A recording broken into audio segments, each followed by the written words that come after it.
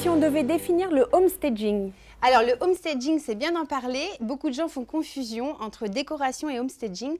Le homestaging, c'est vraiment une valorisation immobilière dans le but de vendre. Les clés de la réussite? Pour réussir ce homestaging, déjà, il faut arriver à prendre du recul sur son bien.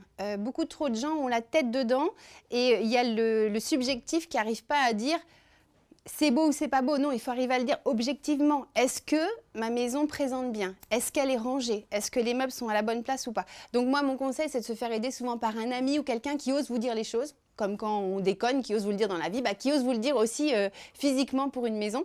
Et ça peut vraiment aider d'avoir un regard extérieur. Et ensuite, c'est s'en tenir au bon sens. Ranger, dépersonnaliser, réparer.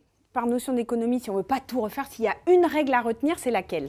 Alors, peut-être qu'il faut se consacrer sur les pièces de vie et puis penser que cuisine et salle de bain, souvent dans la tête des acheteurs, ce sont des pièces qui coûtent cher à refaire. Donc, c'est des pièces primordiales et il ne faut pas passer outre. Est-ce que c'est très cher? Quel est le budget à prévoir? Alors, je dirais qu'il n'y a pas forcément de budget. On a constaté qu'il y avait un petit peu 3% du prix de vente, souvent, qui était alloué au homestaging. C'est si on veut rester dans une fourchette raisonnable. Et puis, de toute façon, c'est logique. Si on l'arrange, on le vendra mieux, le bien. Tout à fait. Mais tout le monde n'a pas toujours cette logique. Parce que souvent, les gens me disent « Ah, c'était moche hier dans l'émission. » Mais j'ai envie de dire « Ben oui, mais vous savez, on vit tous pareil dans des endroits qu'on ne voit plus.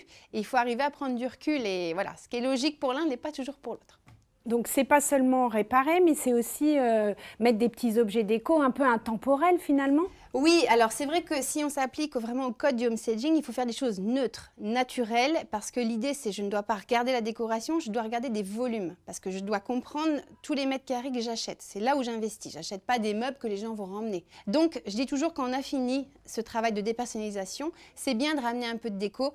Les fleurs, ça marche toujours. Mais si on n'est pas sûr de ses goûts, il ne faut pas surcharger. Voilà, rester sur des choses intemporelles, comme tu disais, des fleurs, des choses assez sobres. Merci. Merci.